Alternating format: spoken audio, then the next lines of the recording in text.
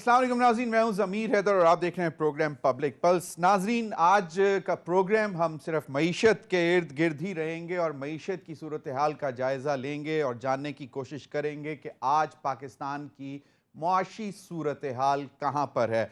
इमरान खान साहब ने भी एक बहुत लंबा चौड़ा खिताब किया कौम से टीवी पर, नेशनल मीडिया पर, और उसमें उन्होंने सारी चीज़ें बड़ी तफसील से बताई कि जब वो आए थे तो तब क्या आदाद व शुमार थे, और जब रजीम चेंज हुई, जब उनके खिलाफ वोट ऑफ नो कॉन्फिडेंस कामयाब हो गया, तो उस वक्त क्या सूरत हाल छोड़कर गए थे, वो भी आदाद व शुमार आपके साथ शेयर करेंगे। और इस वक्त सैलाब की सूरत हाल जो है वो वहीं की वहीं खड़ी है। परेशानियां लोगों की बढ़ती जा रही हैं, क्योंकि पहले तो एक खौफ था कि पानी आ रहा था, अब पानी आकर रुक गया है और उसकी वजह से लोग ज़्यादा परेशान हैं, क्योंकि रिकंस्ट्रक्शन का या उनके घरों का दोबारा बनना बड़ा मुश्किल हो रहा है। और यकीनन ये चीज़ हमें बहुत ही तकलीफ दे। और दूसरी जानिब महंगाई जो है वो उसी तरह ज़ोर पकड़ रही है। डॉलर जो है वो काबू नहीं आ रहा। आज भी इंटरबैंक या ओपन मार्केट का जो रेट है तकरीबन 240 रुपए जो है वो तक पहुंचा हुआ था फी डॉलर, और डॉलर की उड़ान भी वैसे ही चल रही है। एक जो पिछले कुछ दिनों से बहुत ज्यादा फिक्र करने वाली बात थी, वो फूड सिक्योरिटी के हवाले से बात हो रही थी कि जनाब आने वाले दिनों में इन सैलाब की वजह से जो नुकसानात हो गए हैं या जो नई क्रॉप्स आनी हैं उनमें कितना नुकसान होगा, क्या सूरत हाल बनेगी। तो आज national flood response and coordination centre जो है, national flood response and coordination centre, उन्होंने कुछ आदाद व शुमार निकाले। तो वो जो उसमें थे, domestic requirement and identification of source, how to fulfil national requirements. तो इसमें सारी चीज़ें, गंदम, चावल, maize, sugar, potato, onion, tomato, gram यानी कि चना, मसूर, मूंग, माश, चिली, 12 आइटम्स की उन्होंने लिस्ट दी, जिसमें वीट के मुतालिक उन्होंने कहा है कि जो डेफिसिट है वो तकरीबन 4.41 मिलियन टन्स का है। डोमेस्टिक प्रोडक्शन जो है वो तकरीबन 26.39 मिलियन टन्स होगी, और हमारी पर एनम कंजम्पशन जो है वो 30.8 मिलियन टन्स होगी। तो एक इसमें थोड़ी सी फिक्र की बात है। राइस वो कह रहे हैं सरप्लस है 5.82, सारी लोकल प्रोडक्शन, तो गंदम इंपोर्ट करना पड़ेगी। बाकी शुगर भी है, पोटैटो भी है, लोकल प्रोडक्शन वो भी सरप्लस में आ रहा है। अनियन, जिसका हम सुन रहे थे कि प्याज गायब होना शुरू हो गया और फिर उसकी वजह से हमने देखा कि प्याज की कीमतें जो हैं वो आसमानों को छूने लगी, तो पता ये लग रहा है कि हालांकि प्याज की कोई किल्लत है नहीं, और उसमें भी लोकल प्रोडक्शन जो है वो आपकी रिक्वायरमेंट को कैटर कर लेगी। टोमेटो, हाँ उसमें शॉर्टफॉल है। चने की दाल मंगानी पड़ेगी, मसूर की दाल मंगानी पड़ेगी, मूंग जो है वो लोकल प्रोडक्शन से आपकी कवर हो जाएगी, माश मंगवानी पड़ेगी, और मिर्चें यानी कि चिलीज भी मंगवानी पड़ेंगी। तो ये एक जनरल सूरत हाल थी। स्टॉक्स जो हैं वीट के, क्योंकि सबसे बड़ा स्टेपल फूड हमारा गंदम है और गंदम के बगैर हमारा गुजारा नहीं है, तो उन्होंने कहा कि जी जो स्टॉक्स हैं वो 153 दिनों के लिए सफिशिएंट स्टॉक्स अवेलेबल हैं, और उसके बाद जो है वो नई क्रॉप आना शुरू हो जाएगी, यानी कि 30 अप्रैल तक के आपके पास स्टॉक्स हैं, और उसके बाद नई क्रॉप आ जाएगी, तो उसमें कोई परेशानी की बात नहीं है। ये एक अच्छी खबर है, और इसलिए मैंने इसको हाईलाइट किया क्योंकि ये एक बहुत बड़ा थ्रेट सी सामने नजर आ रही थी फ्लड्स के बाद, और जो सूरत हाल बन रही थी। तो एटलीस्ट कम से कम अब मार्केट कमेटीज जो हैं, प्राइस कंट्रोल कमेटीज, उनको भी एक्टिव हो जाना चाहिए कि जिन चीज की कमी नहीं है पाकिस्तान में, उनकी कीमतें ऊपर क्यों जा रही हैं। तो ये कम से कम जो है इस पे करना चाहिए। इमरान खान साहब ने आज कहा कि जनाब जब हम 2018 में हुकूमत में संभाली थी तो हमारा जो तारीखी बैरूनी खसारा था वो तारीख का सबसे बड़ा बैरूनी खसारा था, जो कि 20 अरब डॉलर था, और जब अप्रैल में उनको फारिग किया तो वो 16 अरब डॉलर रह गया था, यानी कि उसमें उन्होंने तकरीबन 4 अरब डॉलर की कमी कर दी थी बैरूनी खसारा। और फिर उन्होंने कहा अदम एतमाद से पहले 16.2 अरब डॉलर्स के फॉरेन एक्सचेंज रिजर्व्स थे। आज जो उन्होंने कहा कि 8.8 अरब एक्सपोर्ट जो हैं, जब वो आए थे तो 24 अरब छोड़कर आए थे, तो अब उन्होंने 32 अरब डॉलर तक ले गए थे। और इसके ये सारी सूरत हाल कोरोना जो है उसके बावजूद वो सब ये मैनेज कर सके। फिर उन्होंने कहा कि 17 साल बाद जो है वो जीडीपी ग्रोथ रेट 6% होने जा रहा था जब ये अप्रैल में, और उससे पिछले साल 5.6 या 5.7 पे लॉक कर दिया था, जो इकोनॉमिक सर्वे में भी फिगर आया। और उन्होंने कहा कि हमने पाकिस्तान की तारीख का अप्रैल, यानी कि जो अप्रैल में सबसे ज़्यादा टैक्स इकट्ठा किया था। आज प्रोडक्शन ख़त्म हो रही है, टेक्सटाइल जो है वो 20% बंद हो चुकी है। और उन्होंने कहा कि आज पाकिस्तान की रिस्क रेटिंग 22.7 है, जो उनके दौर में 5 पर आ गई थी। और इन तमाम चीज़ों का हल सिर्फ और सिर्फ इंतखाबात हैं, क्योंकि सियासी इस्तेहकाम आएगा तो जो है मौशी इस्तेहकाम आएगा। इन्हीं तमाम मामलात पर बात करने के लिए मेरे साथ मौजूद हैं डॉक्टर फरवीन, माहिर मौशियात हैं। बहुत बहुत शुक्रिया डॉक्टर साहब आपके वक्त का। मेरे साथ डॉक्टर हसनैन जावेद साहब टेलीफोन पर हैं, माहिर मौशियात हैं, आपका भी बहुत बहुत शुक्रिया। शब्बर जैदी साहब ने हमें ज्वाइन कर लिया हुआ है, साबिक चेयरमैन FBR हैं, चार्टर्ड अकाउंटेंट हैं, बहुत गहरी नज़र से देखते हैं पाकिस्तान की मईशत को, और वो भी हमारे साथ मौजूद हैं। बहुत बहुत शुक्रिया शब्बर जैदी साहब आपके वक्त का भी। शब्बर जैदी साहब, ये कुछ जो अदाद व शुमार मैंने आपको बताए, मैं सियासी बात तो नहीं करना चाहता, लेकिन 150 दिन से ज़्यादा हो गए हैं। मौजूदा जो इस वक्त सेटअप है, इसके पास अब कोई जवाज़ है अदर देन सैलाब कि वो सारा मलबा पिछली हुई हुकूमत पर डाल दें? क्योंकि जब इमरान खान साहब आए तो तब भी हमने उनको 100 दिन के मोहलत के बाद उनको कह दिया था कि जी अब नहीं, अब आप रिस्पॉन्सिबल हैं। योर टेक शब्बर जैदी साहब। देखिए ज़मीर साहब, मैंने आपको जब से ये गवर्नमेंट आई है और पहले दिन से मैं एक बात कह रहा हूँ और बड़ा बड़े बलबला ये कहना चाहता हूँ कि इमरान खान साहब की 4.5 साल की इकोनॉमिक पॉलिसी में कोई बुनियादी गलती नहीं थी। ये ज़रूर हो सकता है कि उनका इम्प्लीमेंटेशन का प्रोसेस स्लो हो, मगर उन्होंने कोई बुनियादी गलती नहीं की। ये जो मैंने कल भी किसी टीवी में कहा था कि मुझे तो इनकी समझ नहीं आ रही कि ये कितने नासमझ लोग हैं कि इन्होंने ये गवर्नमेंट इस टाइम पे संभाली, और इन्होंने अभी 4.5 महीने में जो कुछ किया है, इससे ज़्यादा बदतरीन कुछ नहीं हो सकता। मतलब मैं ये कह रहा हूँ, इन्होंने कुछ नहीं किया, ये सारा सिस्टम ऑटो पे चल रहा है। ऑटो पे चल रहा है मीन्स ये, मतलब आप समझ लें कि अगर प्राइम मिनिस्टर साहब अगर कल नहीं हो तो भी यही होगा। मतलब अगर मिफ्ता साहब कल घर चले जाएं तो कोई तब्दीली नहीं आएगी, इससे शायद बेहतर हो जाए। तो ये 4.5 महीने पाकिस्तानी कौम के ज़ाये हो गए। और मगर जिस तरह आपको पता है कि मैं तो वो आदमी हूँ जिसने दिसंबर 2021 में ये बात कही थी कि पाकिस्तान एक दिवालिया मुल्क है। याद है आपको? बिल्कुल सही सर। और जब पाकिस्तान के तमाम जो वहीं पे वतन जो बैठे हैं सारे, जो आज अपने आप को बड़ा इकोनॉमिस्ट समझते हैं, जो बड़ी बड़ी बातें करते हैं, मुझे तो उन पे हैरानगी है कि वो कल तक क्या कह रहे थे और अब क्यों कह रहे हैं। चाहे वो PMLN के हों, चाहे वो PTI के हों, किसी के मुंह से ये नहीं निकल रहा था कि ये मुल्क दिवालिया है। अब ये सारे मिलके कह रहे हैं, एक बंदा कह रहा है कि दिवालिया मैंने बचा लिया, दूसरा कह रहा है कि दिवालिया होने जा रहा है।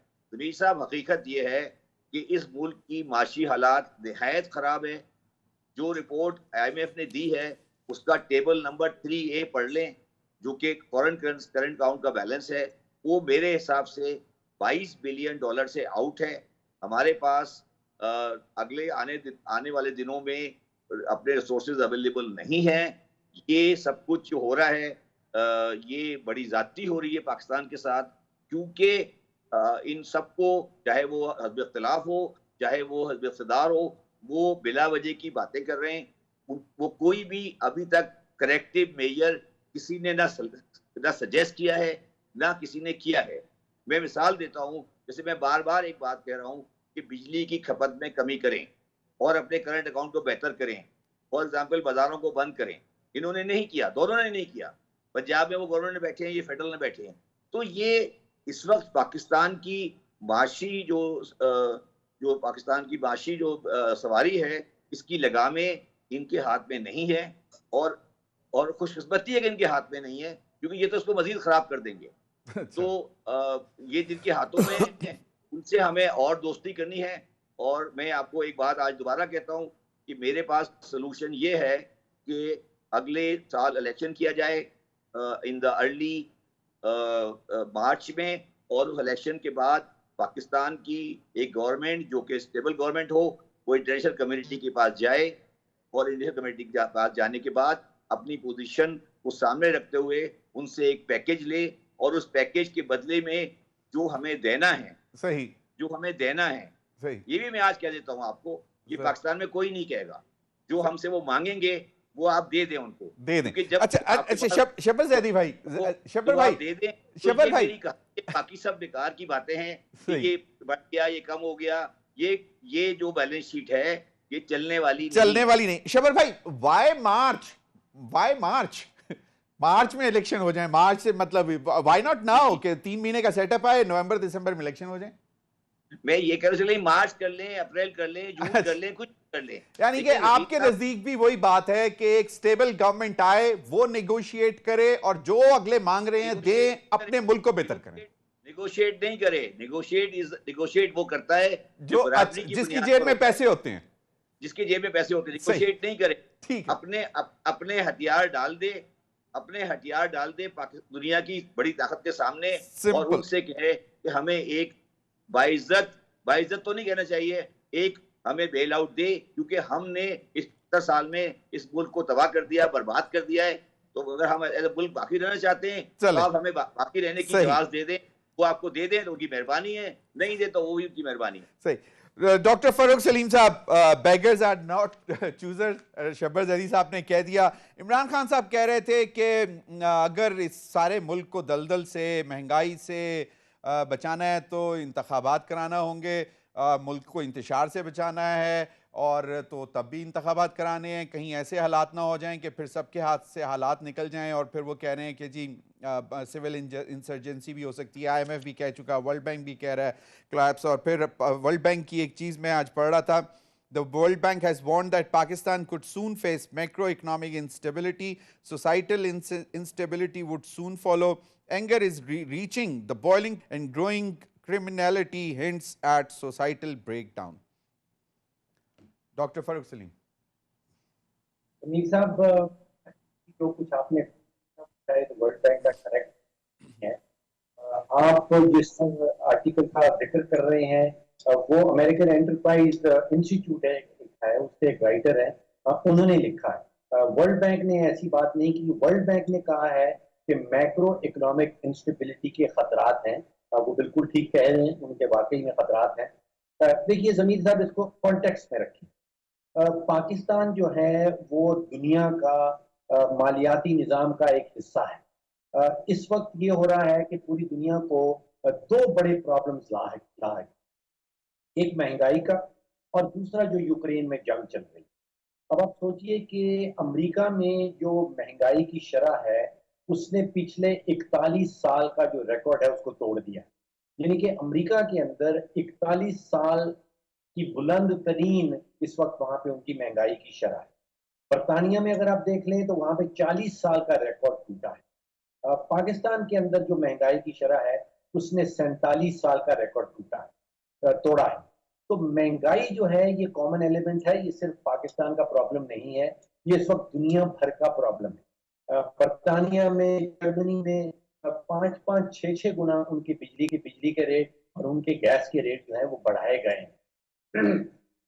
पाकिस्तान में भी कुछ ऐसा ही हुआ है।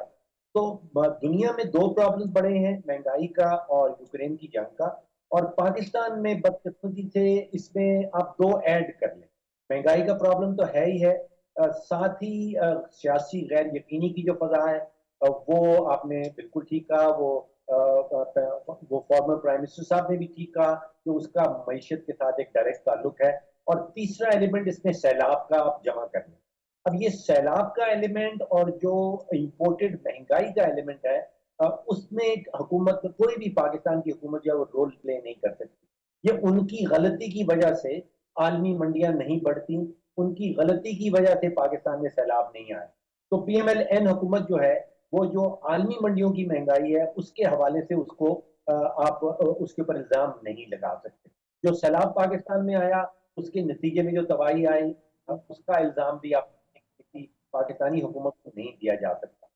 अब मामला ये है कि अगर आप एक लाइन ड्रॉ कर लें, और वो लाइन ड्रॉ कर लें 11 अप्रैल 2022, और 11 अप्रैल मैं इसलिए कह रहा हूं कि ये वो दिन है जिस दिन मियां मोहम्मद शहबाज शरीफ ने हल्फ उठाया था वजारत उज़्मा। अब आप अंदाजा कीजिए, मैं सिर्फ तीन हकायक आपके सामने रखता हूं 11 अप्रैल के उस दिन की। पहली हकीकत यह है कि विरसे में उनको 6,000 अरब का बजट का खसारा मिला, जो पाकिस्तान की 75 साल माशी तारीख का बुलंद तरीन खसारा। ये पहली चीज मिली है पीडीएम की हुकूमत को। दूसरी चीज उनको मिली है 50 अरब डॉलर का तिजारती खसारा। दोबारा से 50 अरब डॉलर का तिजारती खसारा, पाकिस्तान की 75 साल माशी तारीख का बुलंद तरीन खसारा जो उनको विरसे में मिला।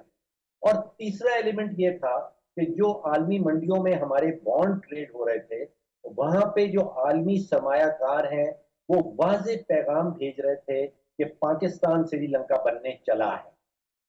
अब आपने जिक्र किया कि 150 दिन गुजर गए। अब 150 दिनों के अंदर एक बहुत बड़ी कामयाबी है हुकूमत की, और वो कामयाबी ये है कि जो डिफॉल्ट का खतरा था वो टल गया है। अब डिफॉल्ट का गुड न्यूज, खतरा जो है, दैट्स अ गुड न्यूज। मैं बिल्कुल इस पर मजीद भी बात करेंगे। मैं डॉक्टर हसनैन जावेद साहब को ऐड करना चाहूँगा। अल्लाह पे बहुत हमारा यकीन है। हम हमेशा समझते हैं कि जनाब पाकिस्तान में कुछ हो जाए, पाकिस्तान को कुछ नहीं होना, डिफ़ॉल्ट से भी बच गए। फिर उस तरह मतलब बैगिंग बॉल लेके भी निकल भी जाते हैं, लेकिन वैसे भी कुछ ना कुछ वैसे ही मदद भी हो जाती है। तो आपको क्या लगता है, क्योंकि आज खबरें आ रही थी कि प्रेसिडेंट पुतिन ने भी कह दिया है कि जी एलएनजी हम देने के लिए तैयार हैं, ऑलरेडी इस्टेब्लिश जो टेपी लाइन का है उसको यूज़ करके तो सिर्फ अफगानिस्तान में से निकाल के आपको दे सकते हैं। तो प्रॉब्ली इफ़ इट्स डन तो हमें शायद गैस का क्राइसिस भी बच जाएगा और उसकी कीमतों में। Your take on this current situation और इमरान खान साहब की कंटेंशन। मैं बात करना चाहूँगा, पहले तो मैं पार्शली जो है वो शबर जैदी साहब से काफ़ी हद तक एग्री करता हूँ। जब पीटीआई आई थी तो इनिशियल जो डायरेक्शन थी इकोनॉमिक्स की वो काफ़ी हद तक दुरुस्त थी। उसके बाद जो है वो उनकी टीम सिलेक्शन और हेड हंटिंग के अंदर जो प्रॉब्लम्स आए वो सारों के सामने, और जो डायरेक्शन का ठीक होना और उसके बाद में कभी कॉन्ट्रैक्शन कभी एक्सपेंशन और मुख्तलिफ टैक्स एंड ट्रायल करना वो ठीक नहीं थे। अच्छा, अब आ जाते हैं इस बात के ऊपर कि आप सीधा बलूचिस्तान से जो चंद चीज़ें निकालनी चाहिए वो निकाल नहीं सकते, उज्बेकिस्तान वाया अफगानिस्तान, और फिर आप जब जो है वो पाकिस्तान में गैस पाइपलाइन लाने की बात करते हैं तो बड़ी मस्काखेज सी हो जाती है। तीसरी बात अहम ये है कि आप जब ये बात करते हैं कि एक और पूरी दुनिया के अंदर एक नई रिपोर्ट चल रही है कि यकदम जो है वो इंडिया से जो ऑयल है उसकी परचेज ज्यादा होगी और उनका जीडीपी भी ऊपर जा रहा है और सब चीजें बेहतर तरफ से जा रही हैं। तो कोई भी इस चीज के ऊपर नजर नहीं रख रहा कि इंडिया के थ्रू वाया इंडिया जो है वो रशिया के साथ ऑयल डील्स बनाई जा रही हैं, इसके ऊपर नजर रखने की जरूरत नहीं है क्या? अच्छा, अब तीसरी और अहम बात ये मैं और भी करना चाहता हूँ वो ये कि पाकिस्तान और अक़वाम मुत्तहिदा की जानिब से जो फंडिंग की जो सिलसिले में बात हुई है, तो मुफ्ती इस्माइल साहब की ये कमजोरी और इस हुकूमत की जो है वो मैं कमजोरी ही कहूँगा कि जब सैलाब आया तो उन्होंने जब पूछा और सर्वे किया और सारा मामला बना, और जो अक़वाम मुत्तहिदा के रेजिडेंट और ह्यूमन कोऑर्डिनेटर हैं उन्होंने जब जूलियन हार्नेस में बात की तो उस पर उन्होंने कहा कि $10 बिलियन का नुकसान हुआ। उसके बाद जब उन्होंने एनालिसिस करके बताया, इस हुकूमत को बताना पड़ा कि फाइनेंशियल एनालिसिस करके कि आपका नुकसान कितना हुआ, जबकि इनको बताना चाहिए था, और तो पता चला कि $18 बिलियन का। फिर जब दोबारा जो यूएन के सेक्रेटरी जनरल आया और दोबारा से एनालिसिस हुआ तो पता चला $25 बिलियन का नुकसान हुआ। तो $25 बिलियन के बाद से मुफ्ती इस्माइल साहब ने जब कहा कि हाँ नहीं, जो मुनासिब एनालिसिस है वो ये है कि हमारे पास $45 अरब का नुकसान है। यानी हमारी ही हुकूमत को, इस हुकूमत को ये नहीं पता कि टोटल नुकसान कितना। एक तो ये, चलें, तीसरा ये है कि मैं डॉक्टर हसनैन जावेद साहब माजरत से मुझे कहा जा रहा है ब्रेक ले लें, तो ब्रेक के बाद आप अपना कंप्लीट कर लीजिएगा, तो फिर मजीद भी थोड़ा सा इस पर जाएंगे कि सिर्फ दो इश्यूज ही हैं बड़े, सबसे बड़ा एनर्जी का क्राइसिस, क्योंकि अब गैस के भी लोड शेडिंग का भी आने वाला है, और फिर एनर्जी सेक्टर में इन्फ्लेशन यानी कि प्राइसेस बिजली की, गैस की। इस पर बात करेंगे ब्रेक के बाद। वेलकम बैक नाज़रीन। डॉक्टर हसनैन जावेद, आपने जो बात बताई कि सैलाब के एस्टीमेट 10 अरब डॉलर से शुरू हुए और अब 45 अरब डॉलर तक पहुंच गए हैं, आप अपनी बात मुकम्मल करिए। तो आपको क्या लगता है कि दिस वुड बी इनफ और यहाँ अभी आगे और भी नंबर आएगा? नहीं जी, मैं बात अभी मुकम्मल कर रहा था जी तो ये तो मामला ये हो गया। तो अगर आप मुझे थोड़ा और टाइम दे तो मुकम्मल कर लो। जी जी जी, तो अब आप यहाँ पे देखें कि एक तो ये मैटर है, दूसरा IMF, वर्ल्ड बैंक और एशियन डेवलपमेंट बैंक से अगर आप पूरा कर्जा भी ले लें तो 8 अरब रुपए नहीं बनता। सही। अच्छा, अब ये टोटल आप मिला ले, मैं PTI, नून लीग, PDP, इन चीजों से निकल कर अगर सिर्फ पाकिस्तान की मईशत को जरा गौर से देखें तो हम किस दोहराए पे जा रहे हैं कि आप ये देखें कि आज का जो डॉलर का प्राइस है वो इंटर बैंक में और है, इंट्रा बैंक में और है। रुपए की कदर के अंदर 166 रुपए की गिरावट देखी गई है।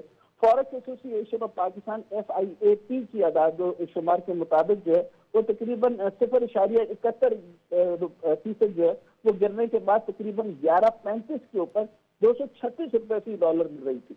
अब इस हिसाब से अगर आप ये देखें कि एक और मामला जो चल रहा है पाकिस्तान के अंदर, तो मैं वही पूछना चाहता हूँ कि परफॉर्मेंस का फेमस इमरान खान साहब के फेम का एक ही बदला था और एक ही तरीका था, वो थी परफॉर्मेंस परफॉर्मेंस और परफॉर्मेंस। इस हुकूमत ने दिखानी थी परफॉर्मेंस। तो डायरेक्शन किस तरह से चलेगी? एक और मैटर, स्मगलिंग। इस वक्त अफगानिस्तान और ईरान से जो डॉलर है वो समाज की स्मगलिंग जो है उरूज पर है, इसको आप वेरीफाई करवा लीजिए। शबर जैदी साहब हमारे उस्ताद मौजूद हैं, उनसे आप जरूर पूछ लीजिएगा। तो स्मगलिंग में इजाफे की वजह आप देख लीजिए, लग्जरी अशिया की बरामदत पे पाबंदी लगाई लेकिन उसकी जो है वो रेगुलेशन स्मगलिंग ने पूरी कर दी।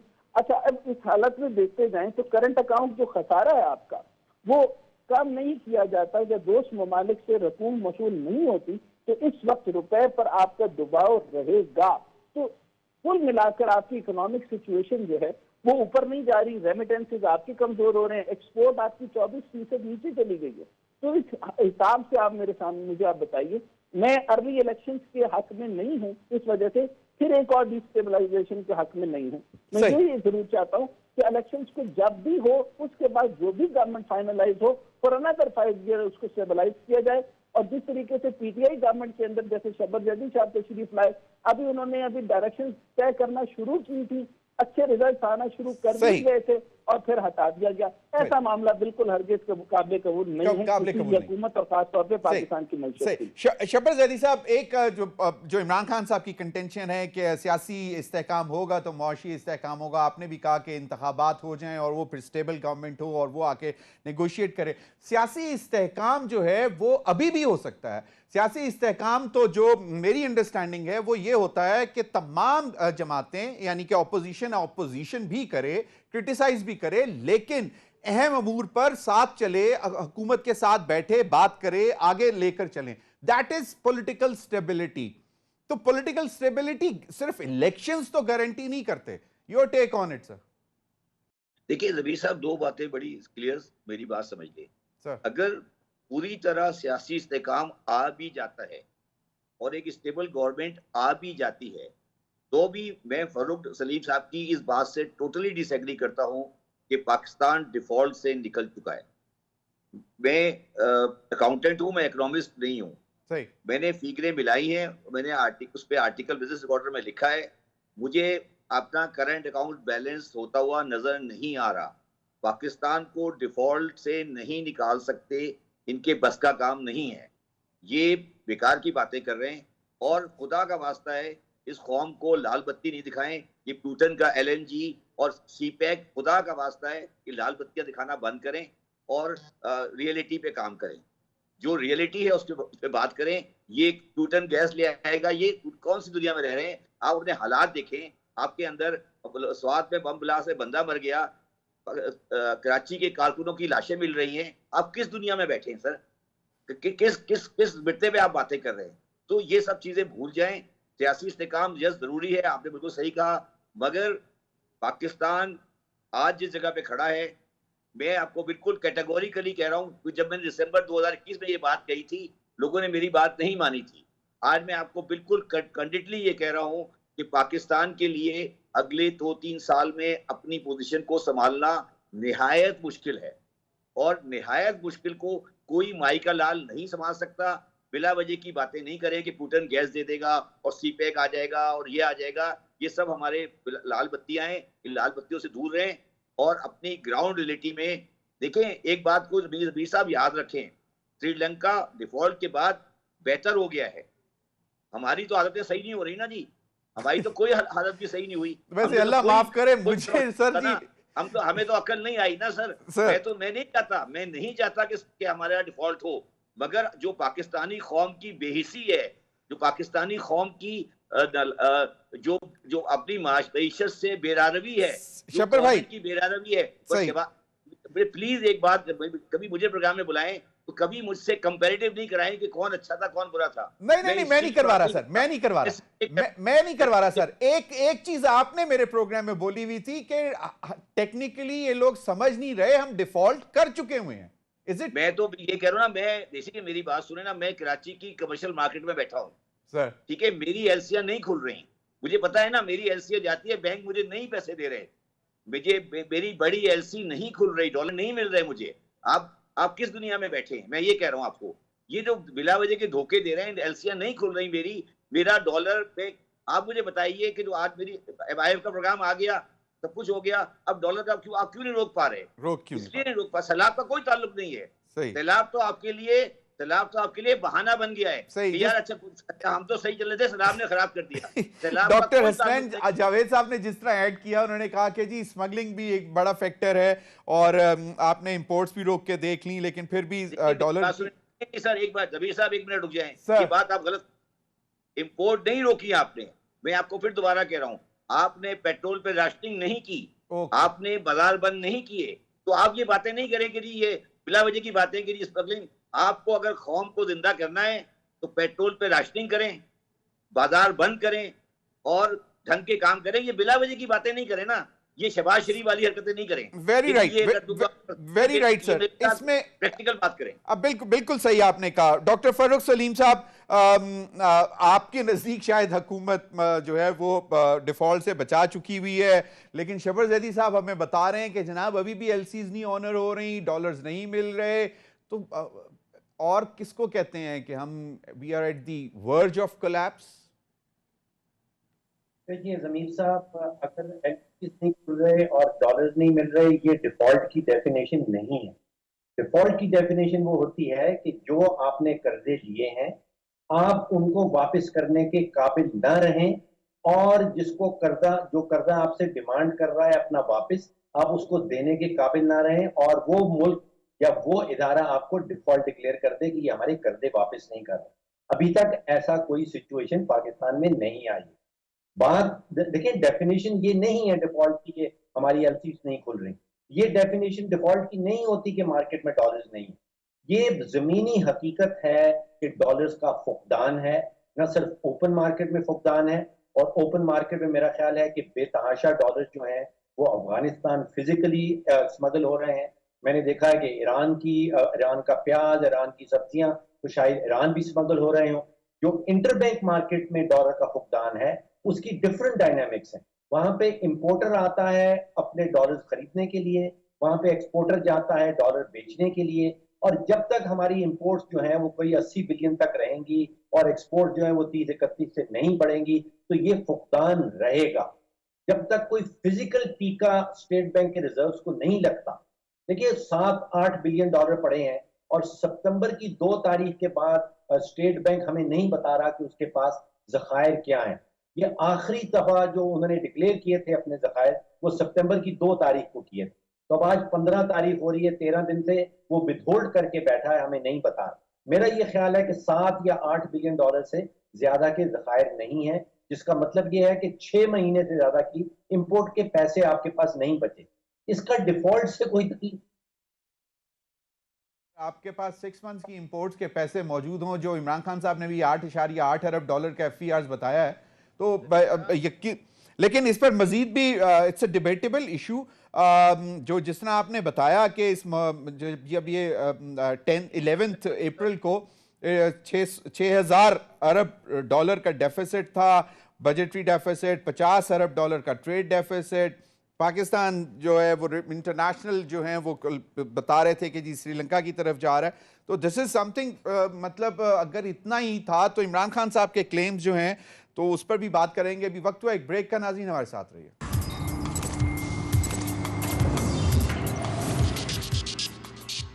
वेलकम बैक नाज़रीन।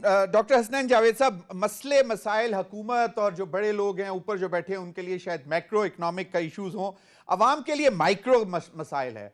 महंगाई में कमी हो जाए, कुछ मतलब हो जाए, जिस तरह अभी शब्बर जैदी साहब ने भी कहा कि आप लोग क्यों नहीं फ्यूल की राशनिंग करते हो जब आपको मालूम है कि आप अफोर्ड नहीं कर सकते हो इतना हैवी बिल, उसका इंपोर्ट बिल, आप लोग क्यों नहीं उस तरफ जाते हो? आप बिजली को क्यों नहीं आप कंजर्व करते हो? क्यों नहीं मार्केटें बंद करते हो? ये क्यों हम मतलब हम जानते हैं कि हमेशा से बिजनेस फ्रेंडली है, ताजिर फ्रेंडली है पीएमएलएन, लेकिन अब क्राइसिस में तो बहुत बड़े, जिस तरह वो कहते हैं कि हमने बहुत मुश्किल और सख्त फैसले करने हैं या लिए हैं, तो ये क्यों नहीं कर लेते वो? जैसे मैंने अर्ज की कि उनको जिस तरह आपके पास सैलाब का मैटर आया है, उनको ये भी पता नहीं है कि हमने कितना एस्टिमेट बताना है डोनर एजेंसी से लेने के लिए। तो आप यहाँ से अंदाजा लगा लें कि इनकी जो है वो इकोनॉमिक विजन क्या है और इकोनॉमिक्स के ऊपर इनकी नजर कितनी है। ये बात शब्बर जैदी साहब की बिल्कुल दुरुस्त है। कोई भी जो है वो मल्टीनेशनल कंपनी या लोकल मार्केट या एलसी खोलने के लिए काबिल ही नहीं है। आपके जो इंटर और इंट्रा बैंक मार्केट के अंदर है, रेट जो है वो 271 रुपए पे जाके पहुंचा है। वो बड़ी अजीबो गरीब सी हालत है। एलसी की हालत बिल्कुल इसी तरीके से जैसे वो बता रहे हैं। अब आप यहाँ से देखें, जो अक़वाम मुत्तहिदा की जैसे मैंने बात की, सिर्फ 3 करोड़ 85 लाख डॉलर अभी तक जमा हुआ है। तो अब आप यहाँ से अंदाजा लगाएं कि पाकिस्तान और अक़वाम मुत्तहिदा की जानिब से 16 करोड़ डॉलर की इब्तदाई फंडिंग के लिए मुश्तरका तौर पर की गई फ्लैश अपील के जवाब में 15 करोड़ डॉलर के वादे जो किए गए हैं, अब तक उनमें से सिर्फ 3 करोड़ 83 लाख 50,000 डॉलर की इमदाद आई है। एक तो ये। दूसरी बात आपने इम्पोर्टेंट की, शब्बर जैदी साहब जो बात कर रहे हैं वो जो कंप्लीट कॉन्ट्रैक्शन की और उस दिवालिया से बचने के लिए, क्योंकि वो देख चुके हैं। और इधर अगर हम डेफिनेशन 6 महीने बाद लगा दें तो दिवालिया तो तब भी होगा, और अगर 6 महीने बाद लगा दें तो डिफॉल्ट तो वो तब भी होगा। तो ये गवर्नमेंट जो है इसकी इकोनॉमिक परफॉर्मेंस के नाम पर आई थी। इसकी इकोनॉमिक परफॉर्मेंस में मजीद आपको बता दूं कि गंदम जो है वो गंदम की कीमत 75 साल तमाम रिकॉर्ड तोड़ दिए उसने, तमाम रिकॉर्ड तोड़ दिए। वो एक पूरा एक बिल्कुल डॉक्टर हसनैन जावेद, वो एक पूरा एक टॉपिक है, उस पर अभी मेरे पास वक्त कम है, जरा पर आपके साथ बात कर रहा हूँ मैं। बिल्कुल मेरे पास अभी जरा वक्त कम है। आई अंडरस्टैंड आप जो कह रहे हैं कि रियलाइजेशन नहीं है और डेटा सही तरह अवेलेबल नहीं हो रहा, तो बाकी चीजें कैसे रियलाइज करेंगे, माइक्रो की तरफ कैसे जाएंगे? डॉक्टर फर्रुख सलीम, मैं रिवर्स ऑर्डर में जा रहा हूं। मैं last comment doctor Shabbar Zaidi भाई से लूंगा। फर्रुख सलीम साहब, माइक्रो मैनेजमेंट क्यों नहीं कर पा रहे हैं चीजें? जब छोटी छोटी चीजें कर लें तो शायद बड़े चीजें करने में आसानी हो जाए। देखिए, आपने बिल्कुल जो असल इशू है पाकिस्तान का वो महंगाई का इशू है, जिसमें आप शायद माइक्रो मैनेजमेंट की बात कर रहे हैं कि वहां हुकूमत माइक्रो मैनेजमेंट क्यों नहीं कर पा रही। कि हुकूमत का अपने अदाद शुमार हमें ये बता रहे हैं कि बिजली की कीमत जो है वो पिछले साल में 123% बढ़ गई। प्याज का आपने जिक्र किया, हुकूमत का अपने अदाद शुमार है कि वो 90% बढ़ गई। दाल मसूर को 114% बढ़ गई। अब तनख्वाहें पाकिस्तान के अंदर 10% या 15% ज्यादा नहीं बढ़ी। तो पाकिस्तान की आपने पहले जब मैं कह रहा था कि एक बहुत बड़ी कामयाबी रही है हुकूमत की कि डिफॉल्ट से खतरे से हम निकल गए हैं, जो बहुत बड़ी नाकामी रही है हुकूमत की वो महंगाई के हवाले से रही। और वो ना सिर्फ इस हुकूमत की रही है, वो पिछले आप 25 साल से अगर देखें जो कार्टेल्स बने बैठे हैं पाकिस्तान के अंदर, चाहे वो चीनी का कार्टेल हो या खाद का कार्टेल हो, बिजली का बहुत बड़ा कार्टेल बन गया है, कारें बनाने वालों का एक बहुत बड़ा कार्टेल है, और वो फिर कार्टेल प्राइसिंग वसूल करते हैं। तो जब तक अब बुनियादी ढांचा जो माशी बुनियादी ढांचा है जो उस वक्त कार्टेल्स कंट्रोल कर रहे हैं, जब हुकूमत उनको नहीं तोड़ेगी तो आप बेशक किसी भी वजीर आजम को ले आए, अब एक इलेक्शन करवा लें और एक नया आ जाए और वो भी उन कार्टेल्स को ना तोड़े, तो ये कीमतें और जो इन्फ्लेशन का मामला है ये नहीं खत्म। बिल्कुल सही। लेकिन मेरा जो पॉइंट था डॉक्टर फर्रुख सलीम वो था कि smart management, like you should close the बाजार, 6 बजे बंद कर दें भाई, नहीं है बिजली, जब आपको बिजली कम बनानी पड़ेगी, आप नहीं फिर महंगी भी नहीं करेंगे और उससे मैनेज हो जाएगा। आप गैस स्टेशन बंद कर दें 6 बजे के बाद, जी सॉरी कोई नहीं है, राशनिंग कर दें, मतलब उसमें क्या है, माइक्रो स्मार्ट मैनेजमेंट की बात कर रहे थे। क्विकली मैं फाइनल टेक लूंगा शब्बर भाई। तब आप ये तजवीज दे रहे हैं कि मुल्क को बंद कर दें तो सब कुछ दुरुस्त हो जाएगा, आप इंपोर्ट को कंप्लीटली बंद कर दें सब कुछ दुरुस्त हो जाएगा, ऐसे नहीं होता। जितने भी दुनिया में मालिक ने इंपोर्ट बंद करके अपनी मईशत को दुरुस्त करने की कोशिश की है, वो सारे के सारे फेल हुए हैं। सही, चलें, आपका पॉइंट आ गया। I stand corrected, I stand corrected. बिल्कुल डॉक्टर फरूक भाई, आपका पॉइंट आ गया। शब्बर जैदी भाई, आपका पॉइंट भी एक तरह से वैलिड है, लेकिन डॉक्टर फरूक सलीम साहब का ख्याल है कि सब कुछ बंद करके तो आप मुल्क की मईशत नहीं चला सकते।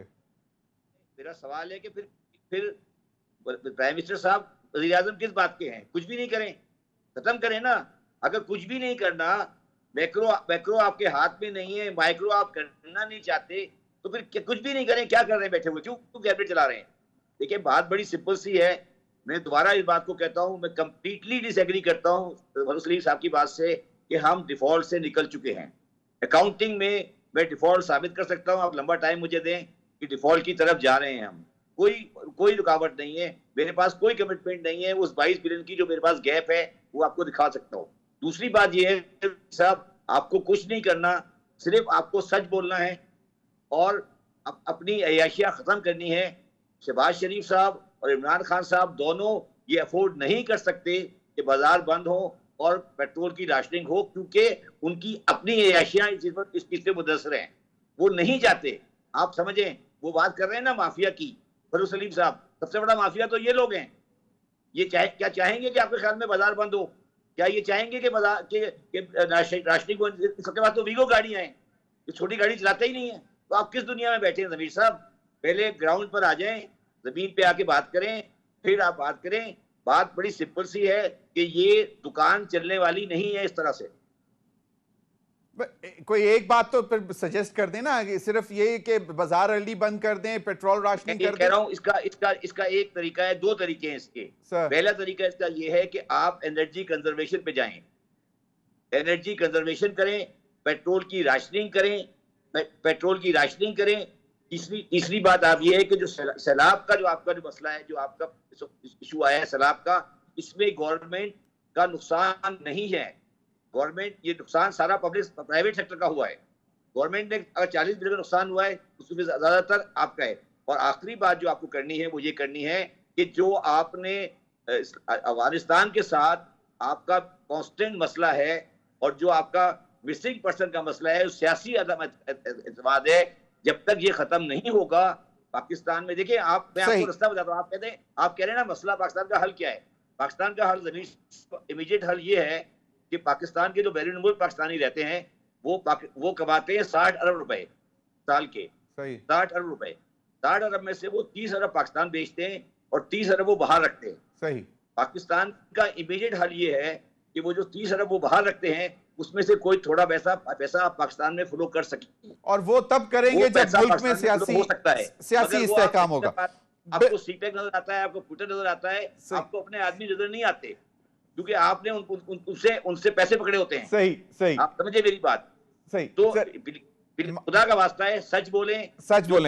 माजरत से शब्बर भाई, मेरे प्रोग्राम का वक्त खत्म हो गया, लेकिन डॉक्टर फरूक सलीम साहब, अब ये बड़ी इंटरेस्टिंग गुफ्तगू हो रही थी, लेकिन मेरे पास वक्त कम रह गया। तो होपफुली वाले दिनों में शब्बर भाई और आप दोनों मेरे साथ होंगे प्रोग्राम में। हसनैन जावेद साहब को भी बुलाएंगे ताकि इस बात को कंक्लूड किया जाए कि वाकई क्या कौन किस वक्त क्या कर सका है। लेकिन पॉइंट शब्बर जैदी साहब ने कहा कि बोलना सच है, सच के सिवा इस मुल्क का गुजारा नहीं हो सकता। अब तक के लिए इतना ही, इजाजत दीजिए, अल्लाह हाफिज।